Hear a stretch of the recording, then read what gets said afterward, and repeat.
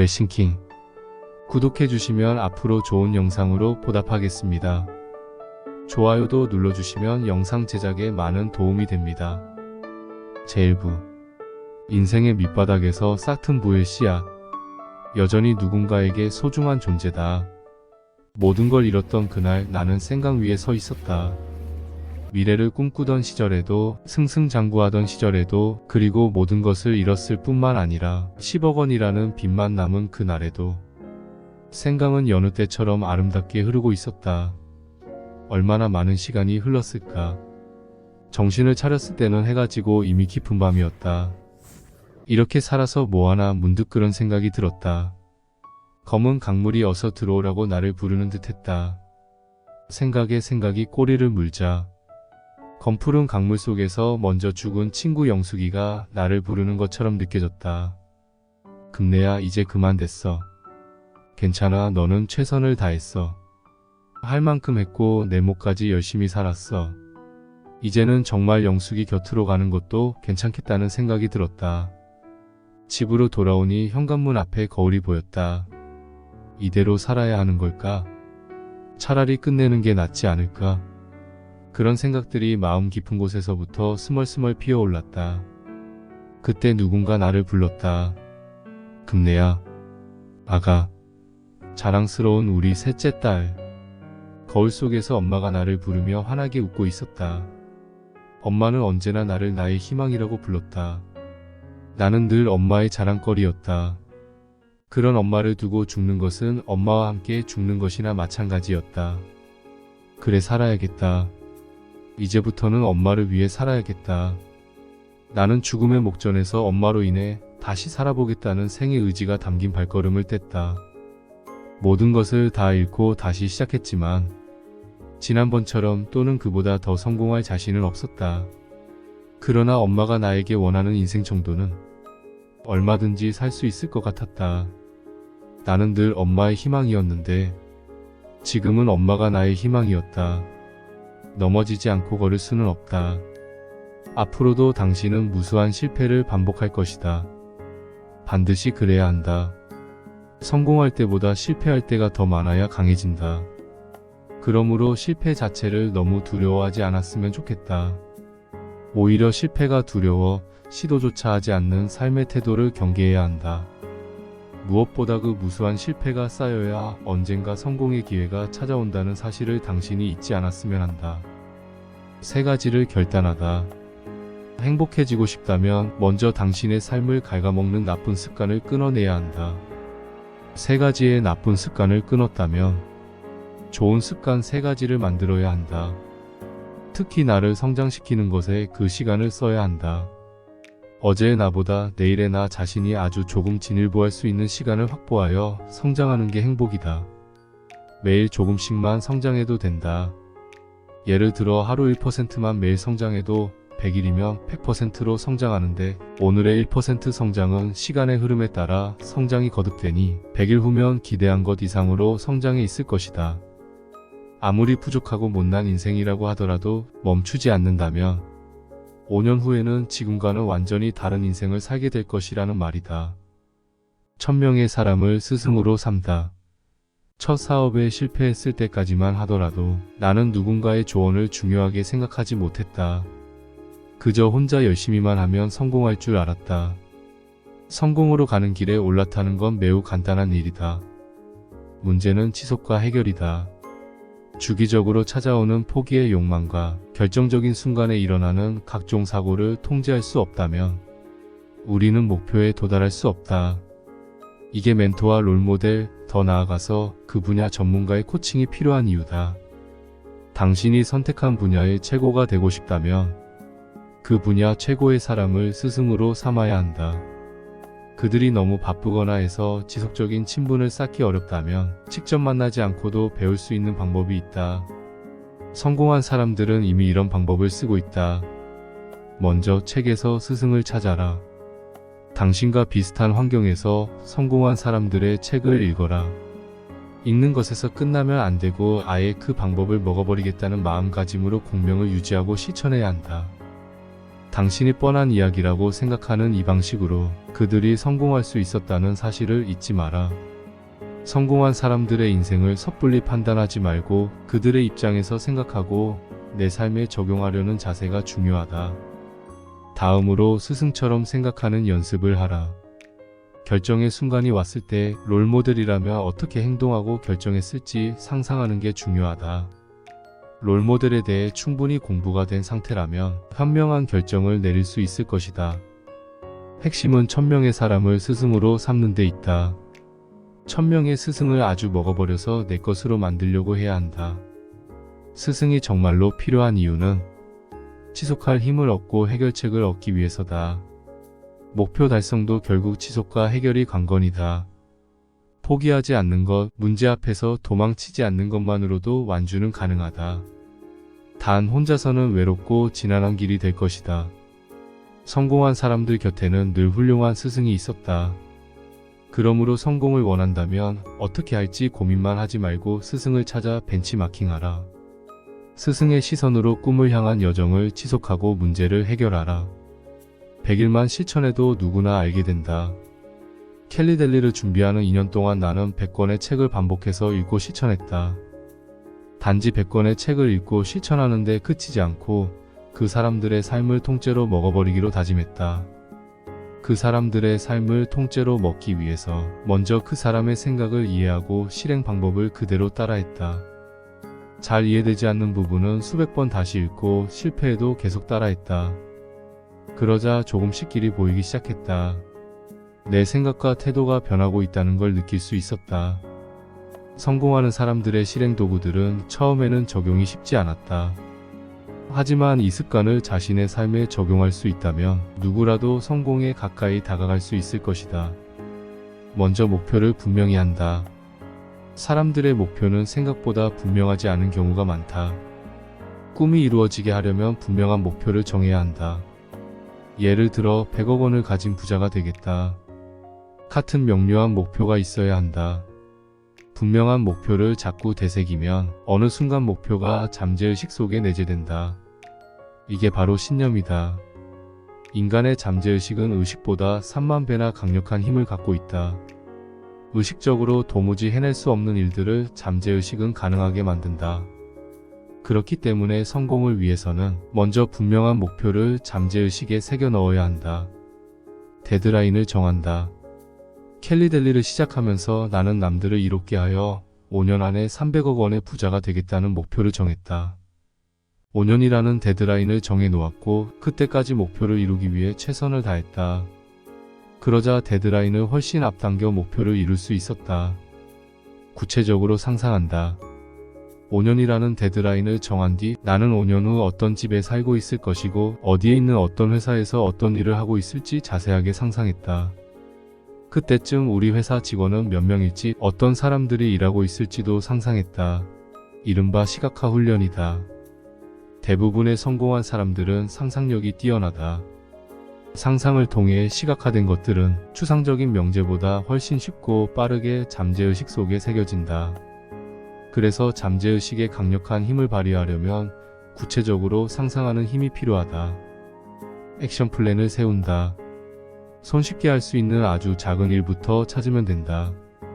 밥을 한 숟가락만 덜 먹겠다거나 5분만 더 걷겠다거나 하는 등의 어렵지 않게 실천할 수 있는 목표를 정하고 지켜나가다 보면 스스로 자신감이 붙는다.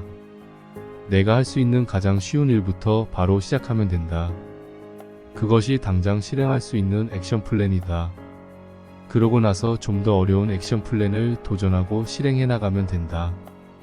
그런데 사람들은 대개 그 일이 될지 안 될지를 계속 고민하면서 시간을 흘려보낸다. 작은 행동을 하다 보면 될지 안 될지 답이 나오기 마련이다. 그러므로 생각만 하지 말고 즉시 행동하라. 보이는 곳마다 한 문장으로 정리된 꿈을 적어둔다.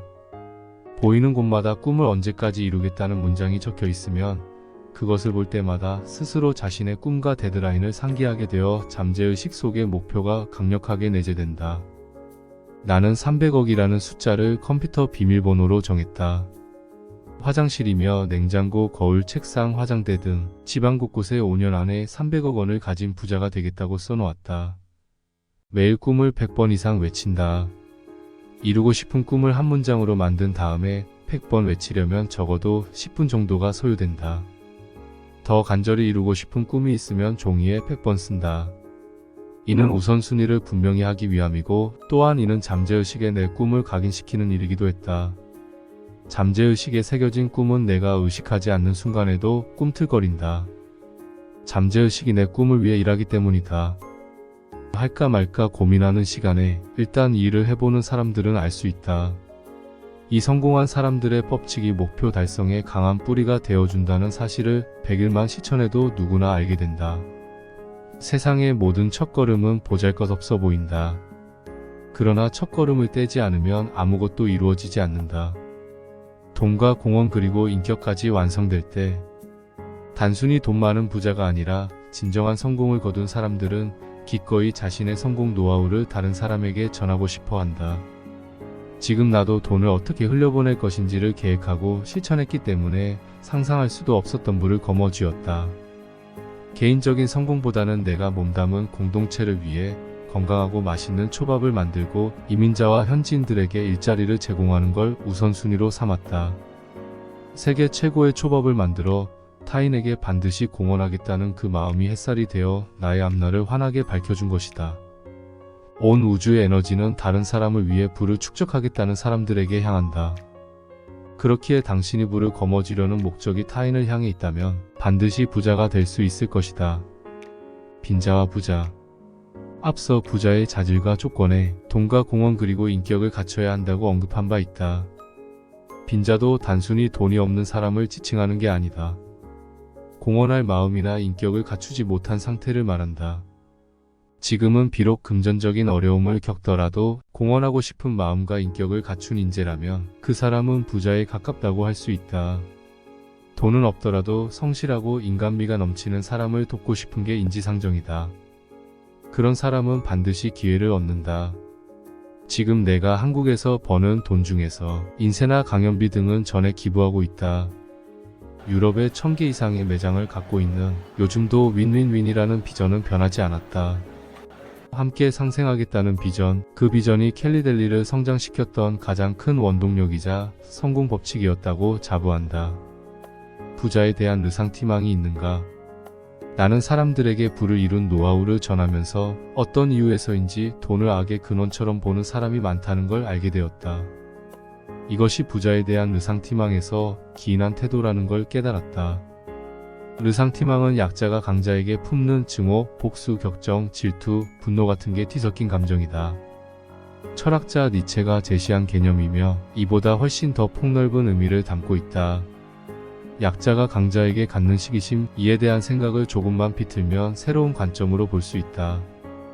그렇다면 약자는 강자가 되기 싫을까? 약자는 계속 약자로 남고 싶어 할까? 그렇지 않다. 시기심의 밑바탕에는 탐심이 있기 때문이다. 물론 돈만 많다고 행복한 것이 아니다. 가족과 화목하다고 걱정이 없는 건 아니다. 즉 행복, 건강, 가족, 돈 등의 모든 요소를 골고루 갖춰야 한다. 그렇기 때문에 돈도 다른 요소처럼 중요하다. 부를 원하는가? 그렇다면 부자와 돈에 대한 위약적인 생각부터 떨쳐야 한다. 당신이 원치 않았는데도 학습된 부자와 돈에 대한 부정적인 관념을 모두 지워야 한다. 나 또한 부자와 돈에 대해 그렇게 생각했던 적이 있었다. 내가 생각하는 부자란 이렇다. 착한 사람, 남을 돕는 사람, 사랑할 줄 알며 사랑받을 줄 아는 사람, 존경받는 사람, 너그러운 사람, 열심히 살아온 사람, 친구가 되고 싶은 사람, 주변을 보살피는 사람, 지혜로운 사람, 사람을 살리는 사람, 자기 결정권이 있는 사람, 사회의 이익을 위해 앞장서는 사람, 동물을 아끼는 사람, 환경을 보호하는 사람. 내가 생각하는 돈이란 이렇다. 많아야 하는 것, 남을 도울 수 있는 수단, 있으면 편리한 것, 대부분의 해결책, 꼭 있어야 하는 것, 노력의 결과, 나눌 수 있는 것, 보람의 상징, 병을 고치게 해주는 것, 여유로움, 엄마에게 주고 싶은 것. 나는 웰싱킹으로 돈에 대한 긍정의 가치들을 잠재의식 속에 투영했다. 돈 버는 것은 쉽고 재밌다. 돈은 착하고 행복을 부른다. 돈은 무한하다라고 반복해서 말했다. 부자들은 돈은 무한하다고 여기고 실제로도 그렇다. 이렇게 확언하는데도 내면의 부정적인 요소들을 잠재울 수 없다면 선언을 추천한다. 선언은 내가 먼저 말을 하고 실천하는 일이고, 확언은 이미 일어난 일을 말로 되풀이하는 것이다.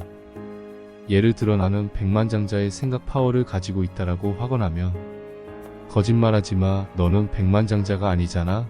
말이 떠오를 수 있다. 그러니 나는 그런 사람이 아니지만 해낼 거라고 선언해야 한다.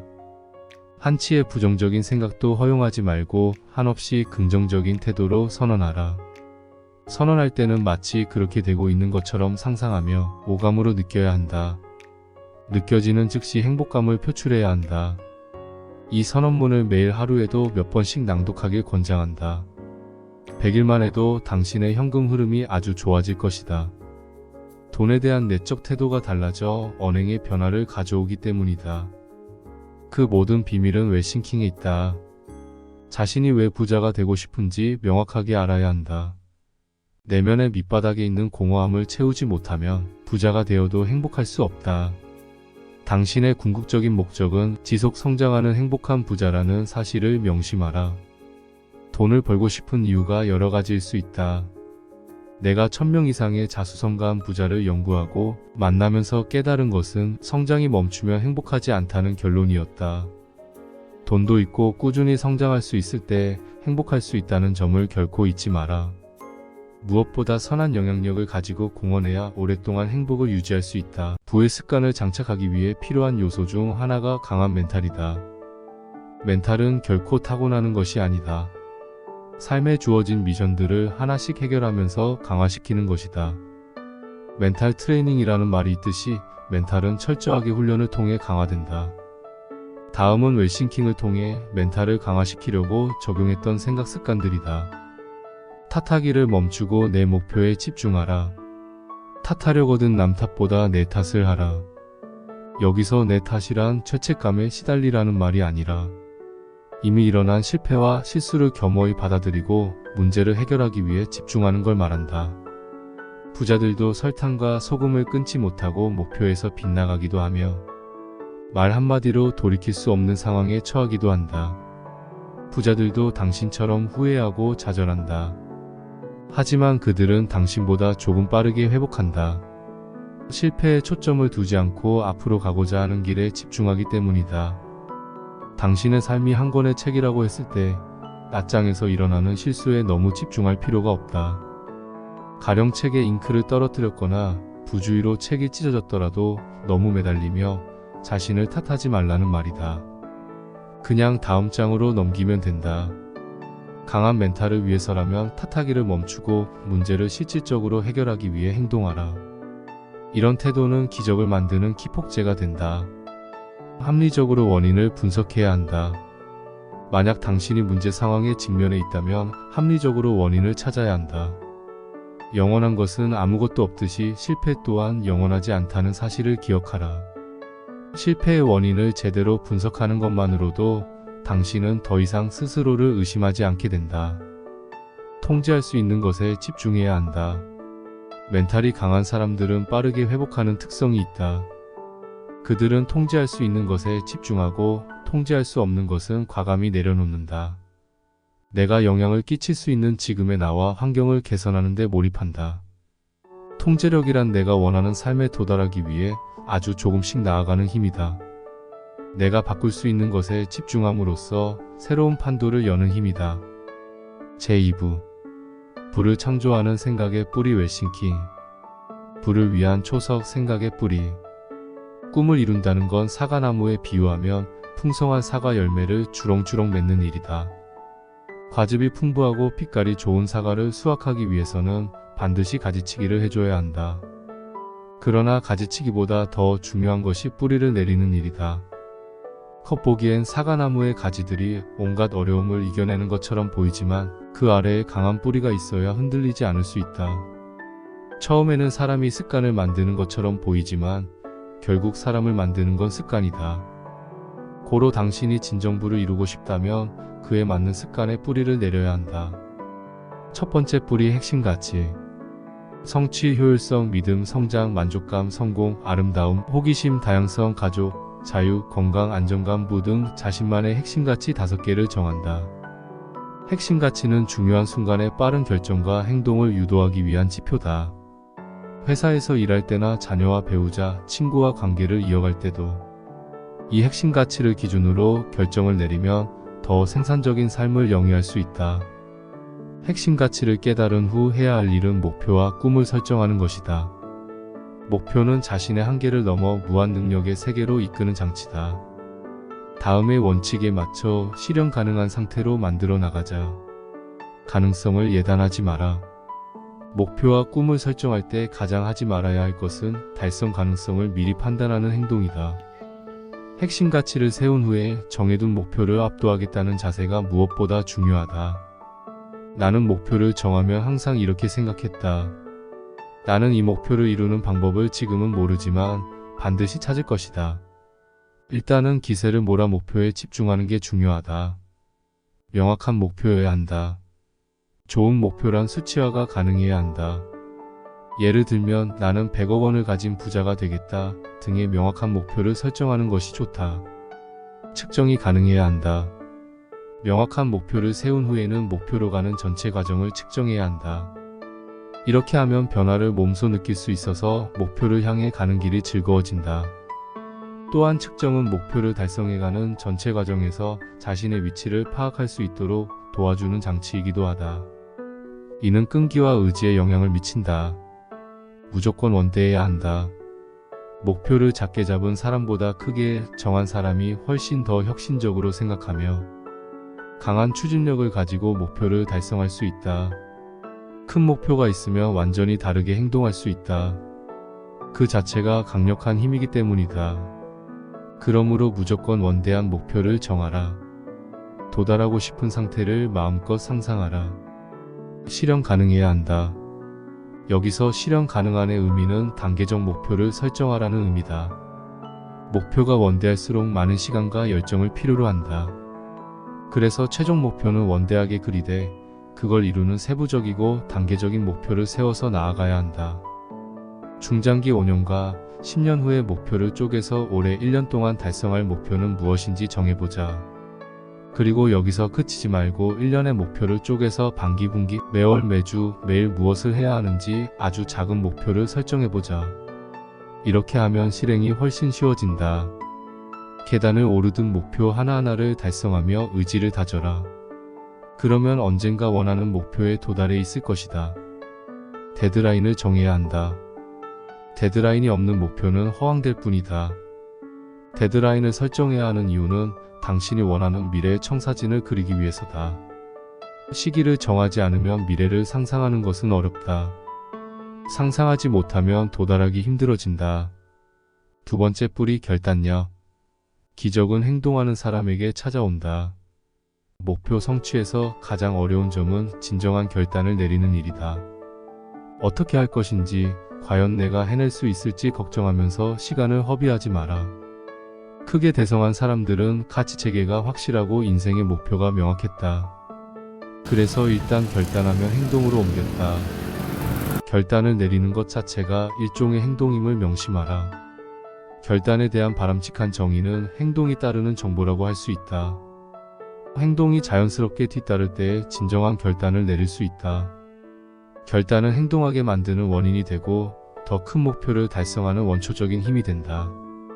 결단을 자주 내리면 내릴수록 더 훌륭한 결단을 할 수 있다. 그리고 결단하기가 어렵지 그것을 이루는 일은 오히려 쉽다. 만약 당신이 무언가를 결단했다면 유연한 태도로 선택의 폭을 넓혀 나아가야 한다. 우리가 원하는 것은 결과이지 매 순간의 과정을 그대로 이루려는 게 아니기 때문이다. 또한 결단을 내렸다고 자기 자신을 너무 혹사시킬 필요는 없다.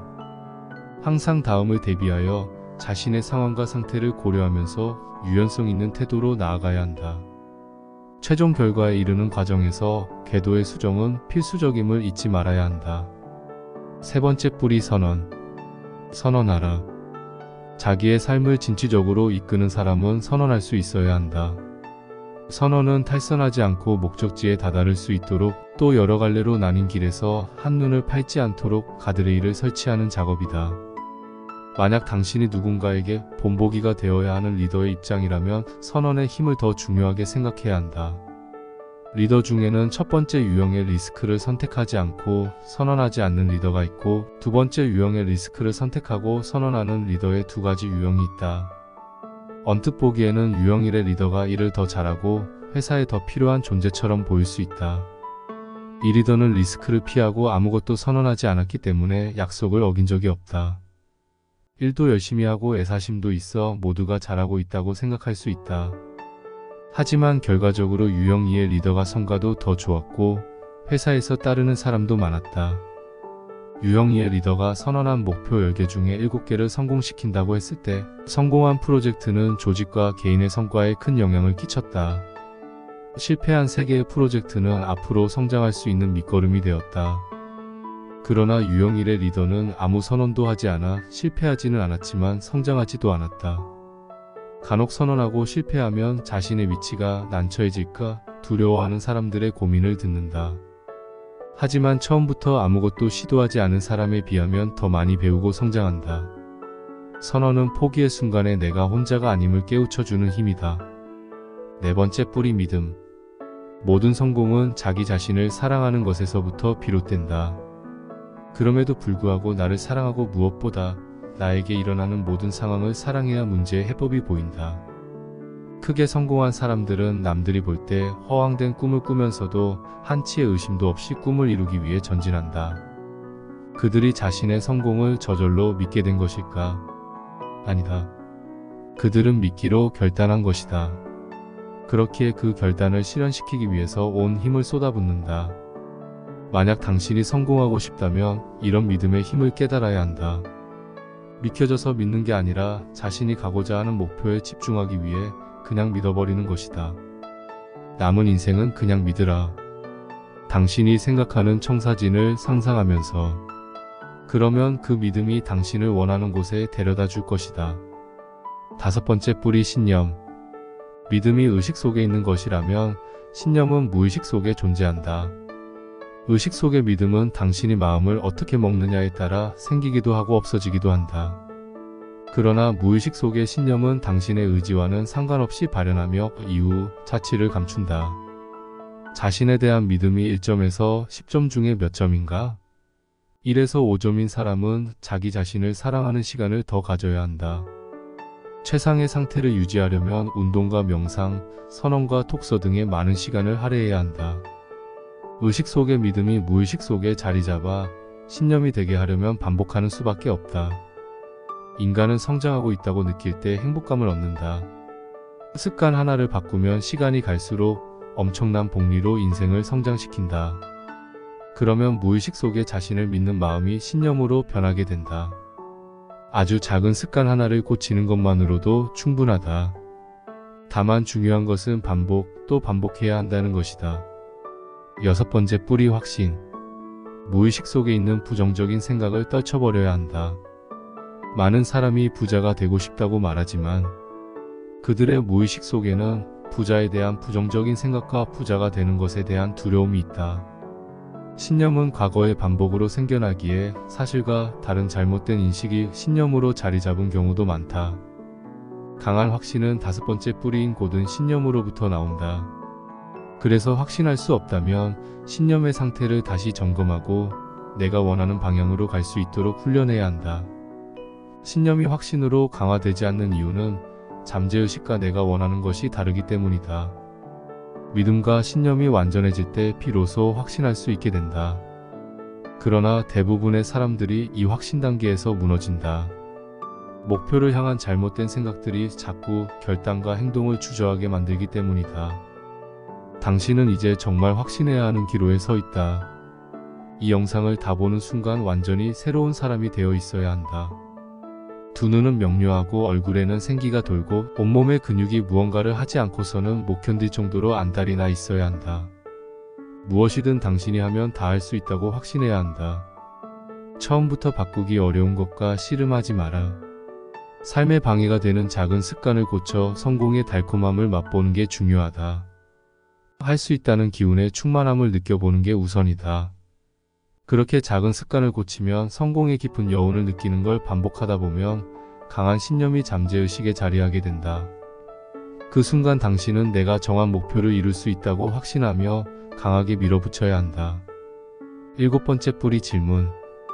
자신의 분야에서 놀라운 성과를 이룬 사람들은 질문을 멈추지 않았다. 부를 이루기 위한 마지막 뿌리인 질문은 삶을 송두리째 바꿔놓을 정도로 강력하다. 단순히 머리로 생각하는 것이 아니라 질문함으로써 답을 내는 과정은 내적 성숙을 도모한다. 가끔 난데없이 큰 난관이 드리워지면 답이 없다고 느껴질 것이다. 하지만 답이 없는 게 아니라 아직 답을 찾지 못한 것이라고 생각했으면 좋겠다.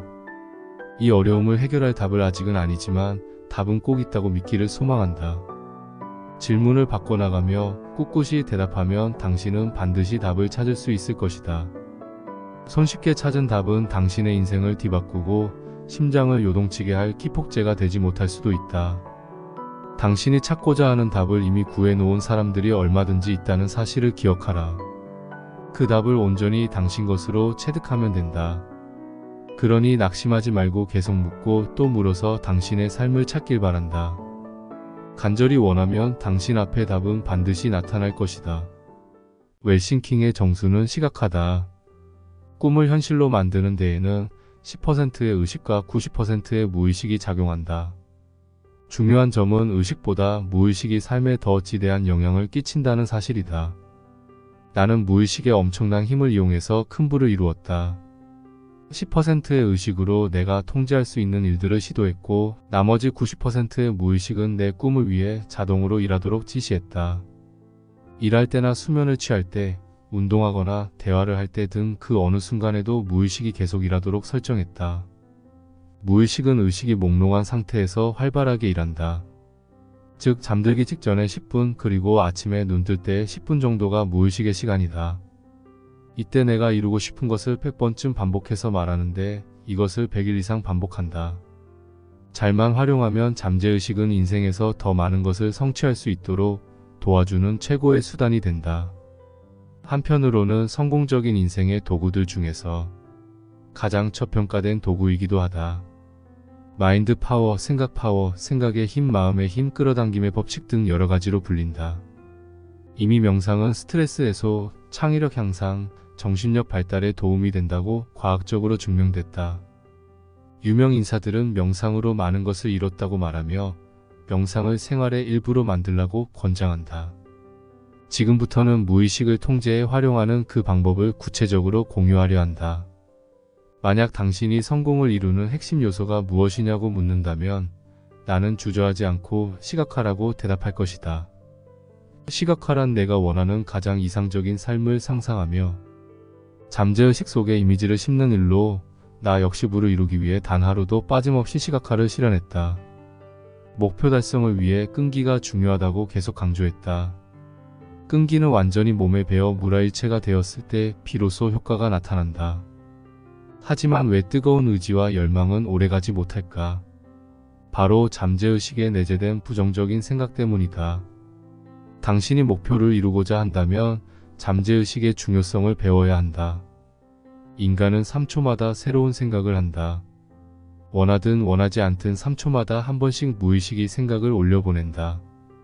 잠재의식은 의식적인 생각보다 3만 배나 강한 힘을 가지고 있다. 우리는 의식적으로 살아간다고 믿지만 사실 잠재의식의 알고리즘에 지배받고 있다. 그래서 잠재의식에 심어져 있는 잘못된 심상들을 지우는 작업을 해야 한다. 어쩌면 당신도 나는 절대 할 수 없어라는 코끼리의 말뚝에서 도망치지 못하고 있는 건 아닐까. 시각화는 당신을 옴짝달싹 못하게 만드는 말뚝을 오직 당신의 힘으로 뽑는 일이다. 웰싱킹의 6가지 시각화 방법. 잘 알려져 있는 끌어당김의 법칙이란 말은 정말 매력적이다. 하지만 이 끌어당김의 법칙을 삶에 적용하다 보면 비현실적으로 느껴질 때가 있다. 그래서 나에게 맞는 시각화를 구상했고 이를 조금 더 내실 있게 발전시켰다. 시각화는 크게 채우기와 비우기로 나눌 수 있다. 채우기는 갖고 싶거나 되고 싶거나 하고 싶은 것을 매우 선명하게 상상해 무의식 속에 입력하는 과정이다. 보통 사람들은 채우기는 잘하지만 비우기는 하지 않는다. 비우기는 자신에게 방해가 되는 과거의 기억과 감정을 모두 버리는 것이다. 반드시 비우기 시각화까지 실천해야 한다. 비우기까지 해야 잠재의식의 알고리즘이 좋아지기 때문이다. 채우기만 한다면 부정적인 생각은 계속 남아 당신이 목표에 집중하는 걸 방해하게 된다. 잠재의식의 부정적인 알고리즘이 맑고 명료하게 깨어있는 상태를 공격하기 때문이다. 채우기와 비우기를 6가지 시각화로 구성했다. 첫 번째, 청사진 시각화 5분. 청사진 시각화는 당신이 중장기 5년, 10년 꿈을 이루었을 때 가장 원하는 순간을 사진 한 장으로 남기는 것이다. 당신은 5년 후 직업적으로 사업적으로 가장 성공한 모습을 청사진 한 장으로 보고 있다. 당신은 지금 무엇을 하고 있는가? 당신 옆에는 누가 있고 그 사람 혹은 그 사람들과 무엇을 하고 있는가? 딱 한 장만 떠오를 수 있도록 집중해야 한다. 5분간 지속한다.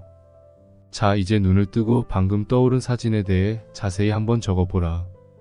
아직 시각화 훈련이 습관으로 자리 잡히지 않았다면 금방 잊어버리기에 자세히 적어야 한다. 특히 그 벅찬 감정이 어땠는지 적어야 한다. 그 느낌을 신뢰하고 계속 상기해야 한다. 사회적으로 성공했을 때 내 모습을 상상하며 느꼈던 그 감정을 피부와 세포 하나하나에 각인시켜야 한다. 두 번째, 영화 감독 시각화 30분 40분. 영화 감독 시각화는 당신이 주인공이 되어 인생이 전반적인 스크립트를 구성하는 시각화다. 핵심은 인생의 수많은 우여곡절과 어려움을 어떻게 넘어설 것인지 그 해결 방법을 잠재의식에 각인시키는 것이다. 방안을 어둡게 하고 자리에 앉은 후 긴장을 풀면서 눈을 감는다. 무릎에 손을 올린 뒤 손바닥이 천장을 향하게 하고 손등을 무릎에 닿게 한다. 복식 호흡으로 숨을 마실 때 코로 3초 정도를 마시면서 배를 부풀린다. 그리고 내쉴 때는 마신 것보다 3배 정도의 길이로 배를 홀쭉하게 만들며 내쉰다. 숨을 코로 들이마실 때는 온 우주의 기운이 내 코를 통해 몸으로 들어온다고 상상하라. 내쉴 때는 온몸의 찌꺼기가 밖으로 빠져나간다고 상상하면서 호흡하라. 손을 20번 정도 가볍게 쥐었다 펴라. 지금부터 당신은 상상력이 풍부한 영화 감독이 된다. 이 영화는 지금부터 5년 정도 당신의 중장기 꿈이나 목표를 이루어가는 영화다. 이제 당신은 무엇이든 가능한 사람이다. 당신을 방해했던 모든 사람과 상황은 더 이상 당신을 괴롭히지 못한다. 주인공은 클라이맥스에 다다르면 엄청난 힘을 얻고 원했던 모든 걸 이루어내다. 진정으로 강해진 당신의 모습을 보라. 온몸으로 느낄 수 있는 모든 감각으로 성공한 당신의 모습을 느껴보라. 많은 우여곡절에도 불구하고 당신은 이루고 싶은 모든 걸 이룬 상태다. 할 수 있다고 믿어라. 이렇게 멋진 집을 당신을 가질 수 있다고 확신하라. 당신의 꿈을 이루기 위해 도와준 사람을 보았는가? 성공 직후에 당신은 누구와 함께 있는가? 누가 당신의 꿈을 이루는데 일조했는지를 꼭 기억하라. 그리고 정말 마음을 다해 고마움을 표시하라. 자, 이제 눈을 떠라. 당신이 듣고 싶은 말을 적어보라. 당신의 영화를 한 줄로 요약해서 명료하게 적는 게 중요하다. 그 옆에 언제까지 이룰 건지 날짜를 적어 넣어라. 그리고 당신이 이 꿈을 이루기 위해 하지 말아야 할 3가지를 선택해서 적어라. 이번에는 꿈을 이루기 위해 반드시 해야 할 3가지를 적어라. 마지막으로 내가 성공한 모습을 본 감정을 정리해서 기록해보자. 내가 성공한 모습을 봤을 때의 감정이 정말 중요한데 이걸 잠재의식이 기억하도록 만드는 것이 핵심이다. 얼마나 행복했는지, 얼마나 뜨거운 희열을 느꼈는지 당신의 단어로 정리하라. 이제 아주 작은 것이라도 실천하며 행동으로 보여라. 세 번째, 아침 시각화 3분에서 10분. 아침에 눈을 뜨자마자 오늘이 가장 이상적으로 흘렀을 때의 내 모습을 상상한다. 아침 시각화의 핵심은 큰 꿈을 이루는데 필요한 요소를 아침에 받아들여 긍정적인 잠재의식을 발현시키는 것이다. 다만 앞서 말했듯 모든 시각화가 한 번 했다고 효과를 보는 게 아니다. 반드시 매일 하루를 시작하면서 실천해야 나도 모르게 쌓인 불순물을 비워내고 그 자리에 새로운 것을 채울 수 있다. 네 번째, 긴장 시각화 10초에서 3분. 만약 긴장되거나 중요한 일정이 있다면 1분 동안 눈을 감고 내가 원하는 가장 이상적인 방법으로 일이 진행되는 모습을 그려라. 예를 들어 큰 계약건이 있다면 고객과 내가 서로에게 좋은 방향으로 질문을 주고받고 고민을 해결하여 계약서에 서명하는 걸 그려보는 것이다. 웃으며 악수로 마무리하는 장면까지 시각화해 회의에 들어가면 좋은 성과를 거둘 수 있다. 강연이나 공연을 앞두고 있다면 감동적으로 공연하고 있는 모습을 상상하라. 강연이나 공연에 참석한 사람들의 인생에 변화를 일으키는 열광적인 장면을 상상할 수도 있다. 5번째, 블랙홀 시각화 1시간에서 2시간. 이제 비우기 차례다. 블랙홀 시각화는 엄마 뱃속에 있었던 순간부터 가지고 있던 부정적인 잠재의식을 버리는 과정이다. 블랙홀 시각화를 제대로 활용하려면 나이대별로 기억과 감정을 지워야 한다. 예를 들어 내가 50이라면 10대, 20대, 30대, 40대까지의 기억과 감정을 지워야 한다. 이때 기억만 지우는 게 아니라 감정도 함께 지우는 것이 핵심이다. 불을 끄고 편안한 자세로 눈을 감는다. 안정된 상태로 상상해야 한다. 당신은 지금 꿈을 이룰 수 있다는 동기부여로 충만해진 상태다. 열심히 살겠다고 다짐했고 며칠이 지났다. 당신은 지금 시내에 가고 있다. 차가 아주 쌩쌩 달리는 사거리 신호등 앞에 서 있다. 도로를 건너기 위해서 막발을 떼고 걷기 시작한다. 횡단보도의 중간 정도 왔을 때 덤프트럭이 당신에게 달려오더니 그대로 치고 지나간다. 당신은 영혼이 되어 이미 부서져 버린 당신을 내려다보고 있다. 당신의 영혼은 지금부터 사랑하는 사람들에게 가서 작별 인사를 전해야 한다. 사랑하는 사람에게 나는 이미 죽었다고, 그동안 고마웠다고 말하라. 영혼이 된 당신은 장례식을 지켜보고 있다. 당신은 그들에게 어떤 모습으로 기억될까? 당신의 자녀는 당신을 어떤 사람이라고 기억할까? 당신은 장례식을 계속 지켜본다. 이제 시간이 많이 지났다. 당신의 영혼은 하늘 높이 올라간다. 당신이 없는 이 도시는 여전히 잘 돌아가고 있다. 한참을 바라보다 이번에는 더 높이 올라가 지구 밖으로 나간다. 당신 바로 앞에 블랙홀이 있다. 블랙홀은 우주의 청소기다. 우주의 모든 쓰레기들이 블랙홀에 들어가면 형체도 없이 영원히 사라진다. 당신은 지금 지구에서의 기억을 떠올리고 있다. 아주 어릴 적 생각을 하고 있다. 당신의 어린 시절이 블랙홀에 빨려 들어간다. 당신이 미쳐보지 못했던 온갖 부정적인 것들을 블랙홀이 모두 빨아들이고 있다. 먼저 초등학교 이후의 모든 사진들이 떠오른다. 지금부터 3분간 초등학교 시절의 모든 사진을 떠올릴 때마다 버려라. 이번에도 무의식 속에 남아있던 모든 사진을 빨아들였다. 이제 10대 후반 고등학교 때까지의 사진들을 떠올려 본다. 생각하는 순간 당신의 사진이 블랙홀 속에 빨려 들어가 영원히 없어진다. 이번에는 20살에서 30살 사이의 사진들을 보고 있다. 20대 모든 사진뿐만 아니라 당신이 미쳐보지 못한 사진들까지 다 먹어버렸다. 30대, 40대, 50대 그 이상의 나이대라면 같은 방법으로 블랙홀의 모든 인생의 사진을 버린다. 모든 기억은 블랙홀 속으로 들어갔고 그 기억들에는 더 이상 아무 감정도 남아있지 않다. 엄청난 힘을 가진 우주 청소기에서 어마어마한 상자가 나타난다. 그 상자에 잘못했다는 마음, 잘했다는 마음, 기쁘다는 마음, 슬프다는 마음, 성공했다는 마음, 실패했다는 마음까지 다 담기면 마지막으로 상자에 폭탄을 집어넣고 닫는다. 곧바로 블랙홀 속으로 들어간 상자가 팡 터지면서 흔적도 없이 사라졌다. 당신은 이제 맑고 깨끗한 영혼으로 다시 태어났다. 당신의 잠재의식도 백지 상태가 되었다. 이제 당신이 가장 이상적으로 살고 있을 모습을 상상하라. 30대, 40대, 50대, 60대의 당신은 어떤 인생을 살고 있는가? 내친김에 80대, 100살까지 상상하라. 그 어떤 후회도 없이 행복한 삶을 살고 있다. 그리고 때가 되어 당신의 영혼은 원래 왔던 우주로 돌아간다. 100년이 흘렀다. 1000년이 흘렀다. 이 지구에서 당신이 살았다는 것을 기억하는 사람은 아무도 없다.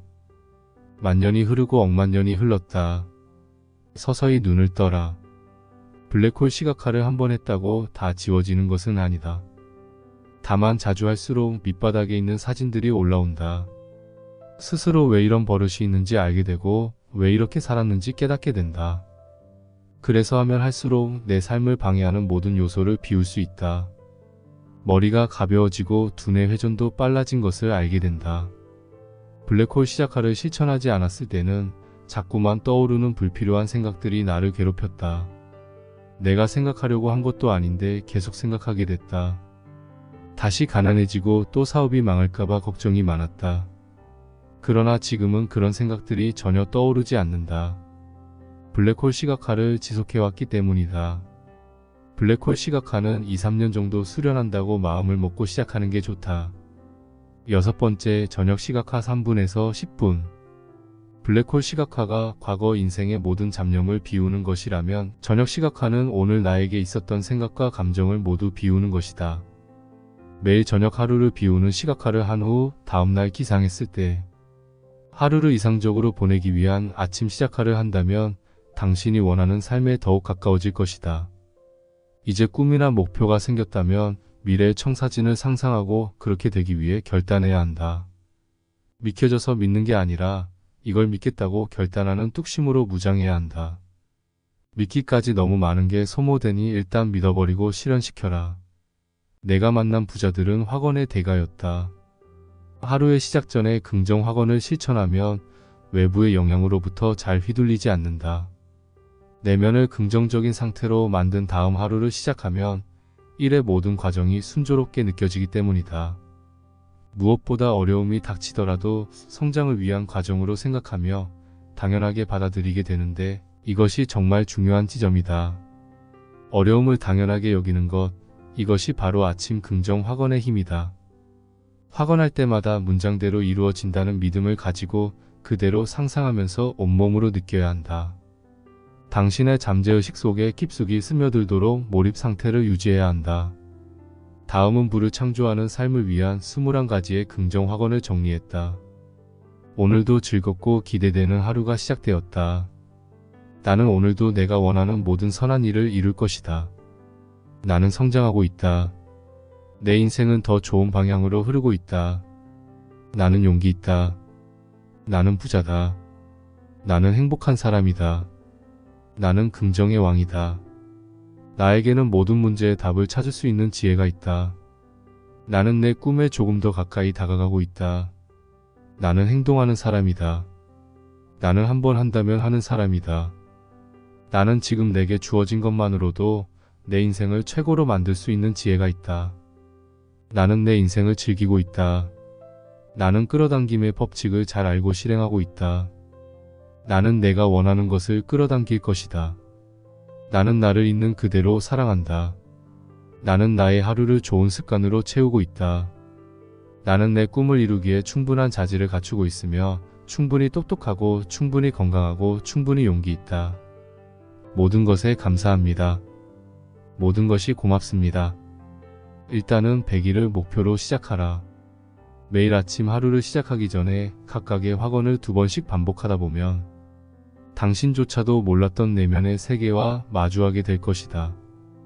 100일 후에 당신의 가슴에 울림을 주는 메시지가 남았다면 그대로 사용해도 좋고 새로 추가하거나 덜어내도 좋다.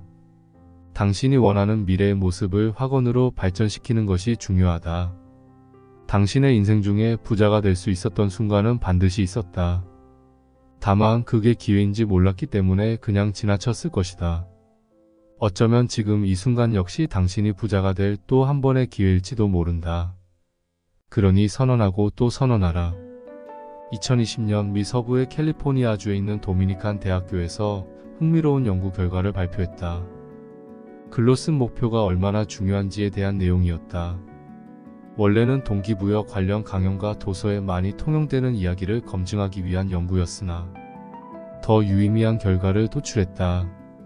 목표를 글로 쓰지 않은 그룹보다 목표를 글로 쓰고 거기에서 그치지 않고 지인에게 선언하고 진행 과정을 공유한 그룹이 가장 높은 성취 점수를 보였다. 글을 쓰는 일도 일종의 근육 훈련이다. 쓰면 쓸수록 글 쓰는 근육이 붙어 부담을 덜게 된다. 프리라이팅은 글씨나 맞춤법을 신경 쓰지 않고 써내려가는 글쓰기 방법이다. 이는 브레인스토밍과 맥락이 비슷하다.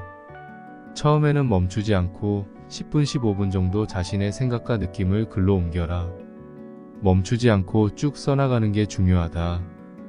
프리라이팅의 장점은 장문에 대한 부담을 낮추는 동시에 실력은 향상시키면서 잠재의식을 활성화하는 데 있다.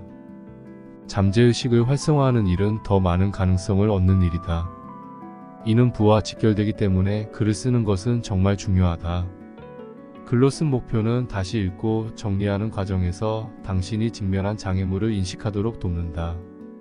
이것들을 알아차려야 시각화로 수행하는 과정을 통해 마음을 정화시키고 감정을 다스릴 수 있게 된다. 마치 명상하는 것과 같은 효과를 얻을 수 있는 것이다. 그러니 시각화와 학원처럼 글쓰기도 매일 실천하는 게 좋다. 비전보드는 이정표를 시각화한 것이라고 보면 된다. 그래서 그래프, 사진, 신문, 롤모델 엽서, 스티커 등 다양한 요소로 구성하면 더 좋다. 비전보드가 완성되면 자주 볼 수밖에 없는 위치에 놓아라. 일상생활 중에도 계속 확인함으로써 당신의 잠재의식 깊은 곳에 목표를 집어넣는 것이다. 선언은 그 내용을 들어줄 청자가 필요하므로 그래서 관계지향적이기도 하다. 지인에게 선언함으로써 목표를 위한 다음 행동을 할 수밖에 없도록 상황을 조성한 것이다. 이처럼 자신의 목표를 선언한다는 것은 흩어져 있던 우주의 모든 기운을 내게 집중시키는 일이다. 인생의 수레바퀴를 균형 있게 디자인하라. 인생의 수레바퀴란 라이프 코치들이 개인 코칭을 할 때 사용하는 도구다. 삶의 중요한 영역에 대한 전반적인 자기 만족도 조사를 위해 각 영역마다 1점에서 10점까지 스스로에게 점수를 매긴다. 1. 개인 재정 상태. 나는 돈 때문에 죽고 싶은 적도 있었지만 어느 순간 부자의 비밀을 알게 되었다. 그래서 다음과 같은 목표를 정했다. 첫째, 나는 내가 원하는 모든 것을 가질 수 있는 재정 상태를 만들겠다. 둘째, 내가 원하는 시간을 살아갈 상태를 확보하겠다. 셋째, 내가 원하지 않는 일을 거절할 수 있는 힘을 가지겠다. 지금의 나는 여러분의 상상 이상으로 내가 원하는 모든 걸 살 수 있는 상태가 되었다. 일단 당신도 부자란 어떤 것인지 적어보라. 그리고 눈을 감고 부자가 되었을 때를 매일 상상하라. 여기서 핵심은 당신의 목표를 숫자로 구체화해 잠재의식 속에 집어넣는 것이다. 예를 들어 당신이 원하는 집과 자동차, 가족을 위한 선물, 그리고 생활비 모든 것을 통틀어 합한 값을 목표로 정하면 좋다. 잠재의식은 당신이 정한 목표 숫자를 더 잘 기억할 것이다. 직업과 미션. 우리는 직업을 통해 꿈과 가까워진다. 더 나아가 직업으로 우리가 행하고자 하는 인생의 미션을 수행하게 된다. 좋은 직업이란 경제적 자립은 물론이고 명예롭고 사람을 살리는 일이자 지구와 자연을 보호하는 일이어야 한다. 나와 가정뿐만 아니라 사회적 기여를 할 때 비로소 사람은 자기 존재의 가치를 깨달을 수 있다. 대부분의 직업은 사람을 살리는 일이다. 건설 현장 인부는 집이나 학교를 지어 안전과 안정을 줌으로써 사람을 살린다. 식당 직원은 손님의 건강을 책임지며 사람을 살린다. 같은 일을 하더라도 당신이 어떤 의미를 두고 일하는지에 따라 보람과 결과는 천지 차이다. 고로 지금 하고 있는 업에서 최고 위치까지 올라가라. 다른 누군가가 하는 일이라면 당신도 할 수 있다. 당신의 업종이 무엇이든 같은 업계의 최고를 본받아 그들이 시도한 방법을 일단 따라해보라. 최고가 된 사람만큼 노력하여 결국 최고의 자리에 올라서면 그 외의 다른 일에서도 최고의 전략가가 될 확률이 크다. 실패한 사람과 성공하는 사람의 차이는 1알이나 2알 그 어디쯤이다. 성공한 사람은 성공할 때까지 한다. 실패한 사람은 마지막 1알을 남겨두고 재능이 아니라며 돌아선다. 몇 년씩 쏟아온 것을 버리고 다시 처음부터 새롭게 시작하려고 한다. 그러지 말고 반드시 될 때까지 해보는 습관을 길러야 한다. 3. 건강한 몸과 근육 상태. 인생이 수레바퀴에 나오는 10가지가 모두 균형을 이루고 있을 때 우리는 행복하다고 느낀다. 그 중에서도 가장 중요한 행복의 첫 번째 조건은 건강이다. 건강은 성공의 열쇠이기 때문이다. 건강한 몸이 없으면 나머지 9가지도 도미노처럼 무너져 버리고 만다. 그렇기 때문에 나이가 40이 되고 50이 될수록 최우선 순위는 건강이 된다. 건강이 중요한 또 다른 이유는 몸 근육이 빠지며 생각 근육도 빠지기 때문이다. 성공하는 사람들은 에너지가 굉장하다. 내외적인 면이 강하고 힘이 넘친다. 이런 면모는 체력에서 나온다는 사실을 간과하면 안 된다. 무엇보다 체력을 기르는 데 시간을 투자해야 한다. 특히 배와 가슴에 근육이 있어야 새롭게 도전할 수 있는 자신감이 생긴다. 당신도 꾸준한 건강관리에 힘쓰길 바란다. 갑자기 찾아온 기회에 제가 하겠습니다 라고 당당히 말할 수 있고 새로운 도전을 즐길 수 있는 사람이 되라. 4. 흥미롭게 재미있는 삶. 재미와 흥분은 인생과 성공의 필수 요소나 마찬가지다. 무엇을 하든 당신이 신나고 재미있어 하면 주변 사람들에게도 그 긍정의 에너지가 전달된다. 일상에서 재미와 흥을 찾아라. 그러면 그게 무슨 일이든 더 재미있게 할 수 있다. 설거지 하는데도 우와, 재밌겠다. 청소를 하는데도 우와, 신난다. 오늘은 어떤 방법으로 재밌게 해볼까? 음악을 틀어볼까? 한번 크게 웃고 시작할까? 이렇게 말하고 나면 일에 대한 부정적 장벽이 무너지며 진짜 그 일이 재미있게 느껴지기 시작한다. 일뿐만 아니라 가족들과도 재미있게 지내려고 노력한다. 당신도 스스로의 인생에 약간의 흥을 더해서 즐겨보라. 일하는 것을 즐기고 배우자와의 관계도 즐기고 새롭게 배우는 것도 즐기다 보면 그 사람들에게도 뜨거운 에너지를 전달할 수 있다. 인간관계에서도 일에서도 무엇인가를 시작하기 전에 우와, 진짜 재밌겠는데 하고 흥분된 상태로 말한 뒤 시작해보라. 생각보다 어려운 일이 아니었다고 깨닫는 것은 물론 성과를 더 빨리 달성하고 더 많이 성취하게 될 것이다. 5. 사랑하는 사람과의 관계. 퍼질수록 더 늘어나는 것은 무엇일까? 맞다, 사랑이다. 관계에서 가장 중요한 핵심은 무조건적인 사랑을 실천해야 한다는 것이다. 매일 아침에 눈을 뜨면 보이는 그 사람을 나보다 더 사랑해야 한다. 내가 선택한 관계가 최선이 되도록 그냥 뜨겁게 사랑해야 한다. 그것이 날 사랑하는 길이다. 많은 사람이 가까운 관계에 사람을 두고 옳고 그름을 가린다. 이는 잘못된 행동이다. 그 사람도 나도 서로 완벽하지 않은 존재가 부족함을 채우기 위해 함께하는 것이다. 그러니 그가 혹은 그녀가 완벽하지 않은 것은 당연하다. 좋은 관계란 끊임없는 자기 반성을 통해 완성된다. 타인에게 모든 문제를 찾는 사람은 건강한 인간관계를 맺을 수 없다. 그냥 무조건 사랑하라. 이상적인 관계에 대해 쓰고 생각해보면서 원만한 삶을 지속할 힘을 키워라. 혼자서는 절대 원하는 곳에 도달할 수 없으니까. 6. 가족과 친구. 아무리 잘난 부자이고 밖에서 존경을 받는 사람이라 하더라도 헌신하고 싶은 가족과 친구가 없다면 아무 의미가 없다. 한 번쯤은 삶을 살아가는 이유에 대해 깊게 고민해 봤을 것이다. 인간이 살아가는 이유는 간단 명료하다. 바로 생존하기 위해서다. 그것도 가족이나 친구와 함께 말이다. 그들은 이 세상에서 아무 이유 없이 나를 믿고 지지해줄 유일한 존재들이 아니던가. 그런 의미에서 나와 가족을 더하면 1 더하기 1 이나 3이 아니고 100이다. 인생의 수레바퀴에서 이 영역은 모든 영역에 강력한 영향을 끼치고 있다. 당신의 가족, 친구들과 함께 100이 되라. 한치의 모자람이 없는 100이 되어라. 희생 없이는 100이라는 가득 찬 상태를 절대 만들지 못한다. 지금 당장 가족과 친구들을 위해 할 수 있는 일과 버려야 할 습관은 무엇이 있는지 직접 쓰고 실천하라. 7. 사회적 공헌 기부.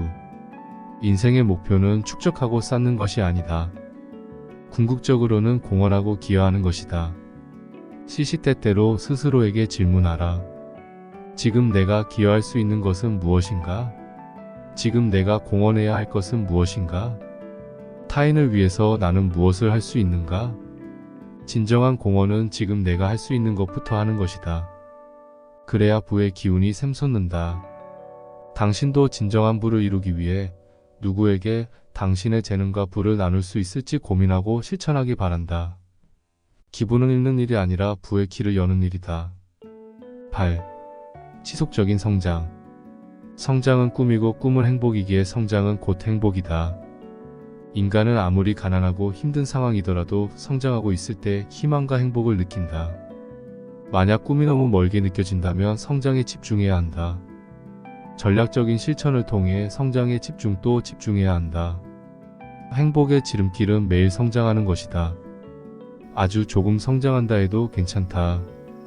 매일매일 아주 약간이라도 나아가려는 거북이 파워가 성장의 핵심이다. 인간은 꿈을 완전히 이루었을 때보다 성장하고 있을 때 더 큰 만족과 행복을 느낀다. 아무리 성공한 인생이라도 지속적인 성장이 없다면 위축될 수밖에 없다. 9. 정서적 건강 행복 지수. 이 영역은 매일매일 건강한 정신으로 아침을 맞이하고 행복해지는 것을 뜻한다. 아침마다 오늘 하루를 가장 행복하게 살기로 결단하면서 행복 지수를 높이는 게 중요하다. 정서적 건강은 내부적인 요인으로 만들어진다. 먼저 부정적인 생각과 단어를 쓰지 않아야 한다. 나는 부정적인 생각을 하지 않는다. 부정적인 생각이 날 때마다 머리를 흔들어 밖으로 튀어나가게 한다. 머릿속을 긍정적인 생각으로 채워 넣어야 좋은 방향으로 갈 수 있다. 10. 영적인 건강 마음의 평화. 영적인 건강을 위해서는 내면에 집중할 시간을 가져야 한다. 종교적 신념에 관계없이 마음의 평화를 유지하려고 집중하는 게 중요하다. 마음의 평화는 내가 사업을 성공하는데 일조한 1등 공신이었다. 영적인 건강은 신체적, 심리적, 사회적 평가에 대해 균형 잡힌 인식을 갖도록 도와준다. 그러므로 그 어떤 세상의 소음에도 건강한 정신과 마음의 평화를 유지하고 그 상태에서 외부의 자극에 동요되지 않도록 내 마음을 다스려야 한다. 나는 영적인 건강을 지키기 위해 뉴스를 보지 않는다. 이런 것들이 나의 정신세계를 혼란과 두려움에 빠뜨린다. 세상을 보는 통찰력과 세계의 흐름은 책으로 읽으면 된다. 예전에 나는 마음이 늘 불안했고 미래가 무서웠다. 아주 약간의 자극만 받아도 바르르 떨며 동요했다. 마음을 주체하지 못해 세상에 대고 고함을 지르고 싶었던 적도 많았다. 사람마다 마음을 편하게 만드는 방법은 모두 다를 것이다. 중요한 것은 의식적으로 행해야 한다는 점이다. 그래야 마음을 복잡하게 하는 대상으로부터 자유로워질 수 있다. 나는 정신 건강에 도움이 되면서도 마음의 평화를 이루는 방법으로 8가지를 실천하고 있다. 명상, 음악, 긍정, 요가, 독서, 봉사와 기부, 여행, 운동이 바로 그것이다. 내가 이렇게 마음이 평화를 위해 행동하는 8가지의 방식을 정해놓은 것은 시간을 허비하지 않고 즉각 실천하기 위해서다. 당신도 평온한 마음을 위한 자신만의 루틴을 정하라. 중요한 건 지금부터다. 5년에서 10년 안에 중장기 목표를 설정하여 그때에는 인생이 수레바퀴가 완전한 원형이 될 수 있도록 디자인해야 한다. 다만 수레바퀴의 모든 영역을 한꺼번에 향상시키려고 하지 말고 우선 그중 한 가지를 최고 수준으로 만들어라. 그러면 그 뒤에 오는 영역은 절로 향상될 것이다. 예를 들어 나는 가장 먼저 개인 재정 상태와 직업과 미션에 대해서 5년 동안 내가 목표한 수준을 이루었다. 그리고 나머지는 하나씩 이루었다. 건강한 수레바퀴를 만드는 과정에 진지하고 깊은 심도로 임하라. 가능한 한 외부의 자극 없이 온전히 홀로 있는 상태에서 어떻게 하면 동그란 수레바퀴를 만들 수 있을지 스스로에게 묻고 답해보길 권한다. 답한 후에는 수레바퀴가 원형이 되었을 때를 상상하며 자신의 길을 묵묵히 나아가길 바란다. 내가 생강에서 한번 죽었듯이 우리가 겪는 고통의 많은 부분은 문제를 바라보는 관점이 좌우한다. 그렇게 문제 자체가 우리에게 고통을 주는 것이 아니라 그것을 바라보는 태도가 중요하다는 말을 하고 싶다. 나의 삶을 귀하게 여기는 마음, 그 마음이 원하는 것을 이루는 시작점이 될 것이다.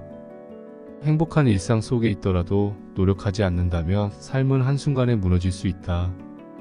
그래서 목표를 이루는 것보다 중요한 것이 고난을 이겨내는 힘이다. 고난을 이겨내려면 살아야 할 이유를 명확히 알아야 한다.